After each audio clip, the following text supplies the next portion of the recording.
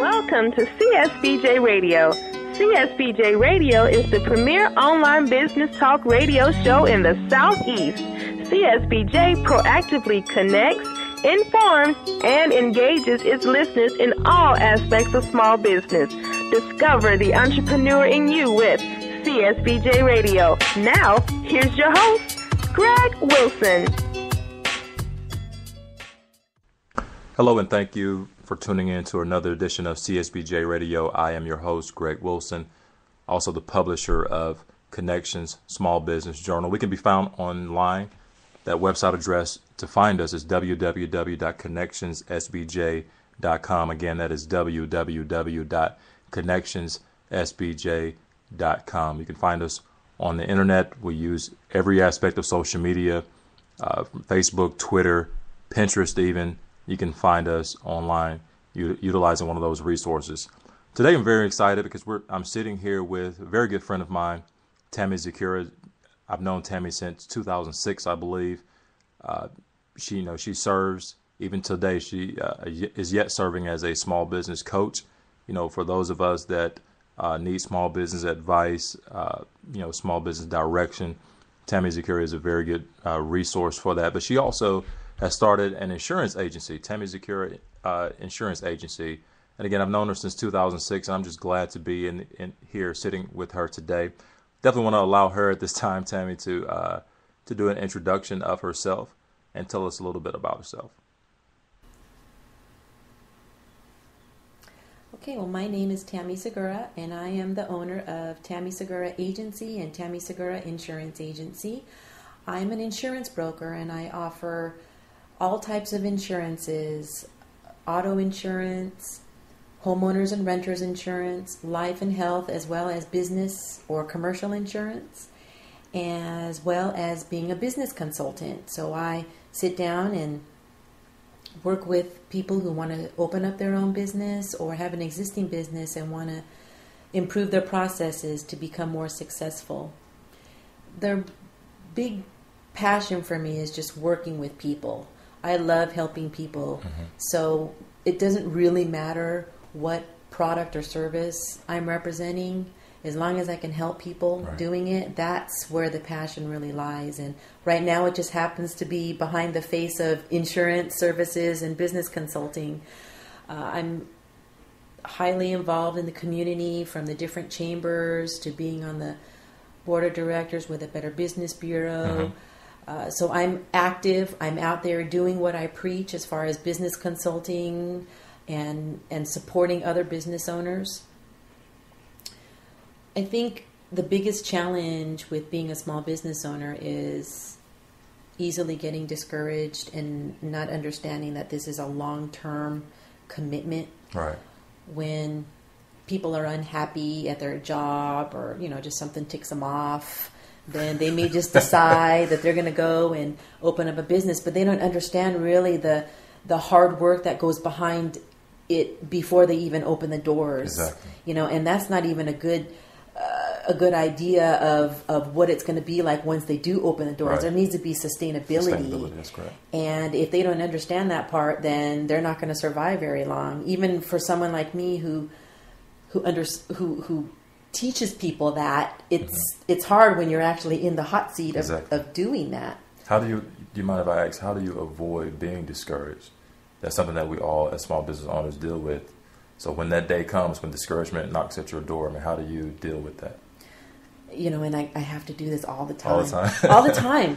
I go online and I read positive quotes, as silly as it sounds.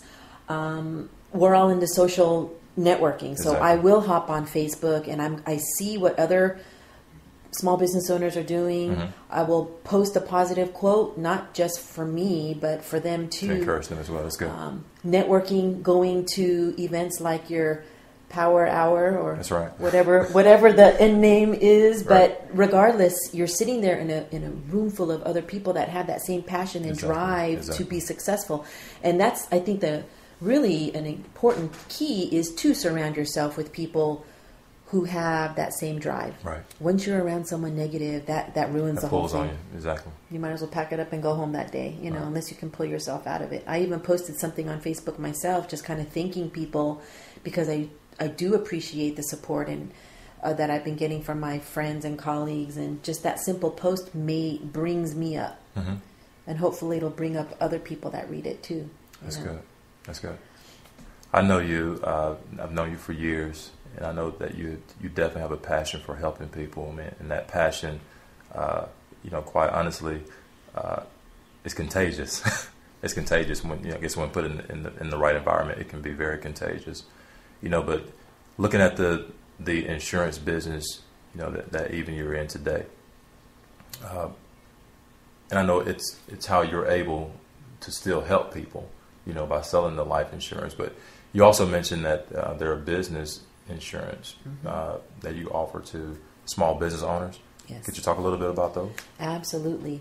For those who have, especially a brick and mortar office like you and I, we should have general liability insurance. That's going to cover you in case someone walks into your store or office and gets hurt. Right. In case a natural disaster knocks the building down and you've lost equipment, because desks and especially computers and printers and copy machines are very expensive. So a general liability policy will cover, even, Hurricane Sandy and all these. Yes. Really? Okay. If I put it in there, we can have just general liability where if someone gets hurt on premises, it'll be covered. But I always encourage, because there really isn't that much of a difference in the price point, to go ahead and put some coverage for business personal property in the policy. Are there required or legally required, liability amounts? I remember when I had my retail store, the requirement was $1 million of liability. Is that a standard across the board, or are there different? If you have, where you're part of a big business like that, or you want to bid on contracts or things like that, $1 million tends to be the magic number, sometimes even higher. I'll just go ahead and usually quote that much, just because that's what everyone generally will want in the end. Exactly. But I can quote less. Okay. There generally isn't that much of a difference in the price, so for the extra couple bucks, why not, triple the coverage and just know that you're covered. Same thing with adding the business personal property into the policy, because there are minimums that putting that extra coverage in there just generally doesn't make a difference, and then you're really covered. If someone wants less than what's possibly recommended, and this goes across all lines, I do make it a point to advise them and educate them of what could possibly happen if they go below those limits. Right. But really, it's up to the customer. I just want to make sure that I put it out there so I don't want someone coming back and saying, hey, Tammy, you didn't tell me this. Exactly. I probably give them more information and they get glossy-eyed because I give them too much. Right. But I would rather give you too much than not enough. What about, and I know you mentioned brick and mortar, but let's say for the home-based business, does their existing either renter's insurance or homeowner's insurance policy cover the business aspect, or do they need additional insurance for a home-based business? There are. You can write a smaller policy and have that separate. Okay. A lot of home owners' insurances will not cover that stuff unless it's a hobby. Okay. So it's a case by case basis. It really depends on what you do. If you have, for instance, what you and I do, we don't have any inventory. Right. We could technically work from home and not have a brick and mortar office. Sure. We're going to have a computer. Well, everyone has a computer. Right. We're going to have a printer. Well, everybody has a printer. Right. So we could probably get away with not having anything separate. We just want to make sure we have the business licenses, so we're legal. Exactly. And we don't get in trouble with code enforcement. But if you have expensive machinery, say you're a printer or have a lot of inventory, then I would recommend let's sit down and look at it, because you want to make sure that you're covered. Exactly. Okay. Good deal. What advice, Tammy, would you give to other small business owners, those that are maybe even considering taking the plunge or stepping out on faith? What advice could you give them? Don't listen to how many people tell you it's a great idea, because they're not the ones that are opening up the business. Sit down and take the time to do a business plan, do the financial projections, make sure you have extra money in the bank, because you don't want to be a restaurant because everyone tells you how wonderful your food is. Open up your restaurant but can't afford to buy the ingredients that you need. Right. or be able to be open during the hours that you say you're going to be open because you can't afford it. I've run into that quite a bit out here, where people just didn't prepare. There takes a lot of preparation to open up a business and be successful. Even people who do a lot of preparation is not guaranteed that you're going to be successful. So just take every possible step out there. I do the business consulting so we can sit down and look at all that stuff, and surround yourself with a good team, a business consultant, a business banker, and a good accountant. Find networking groups to belong to, and have a good support system at home, because if you're married or you have family members or close friends who are against the idea or are not going to support you, then it's going to be really tough. Very because tough, right. Even with that, it's really tough. Yes. So just prepare. All right, so preparation. How do people get in contact with you? You can go to my Facebook business page, Tammy Segura Agency, or go to my wonderful website, which you helped me with, TammySegura.com, or call me at my office, 706-221-2771. Again, that's 706-221-2771. And if you also, do you mind if I give out your business address? No All right, problem. so that'll be number 2, Bradley Park Court, your Suite C as in Charlie, located right here in Columbus, Georgia. Again, we're sitting here with Tammy Segura, a good friend of mine, wonderful business coach. I mean, I've spent many a day in your office, getting advice, and I definitely appreciate you for that.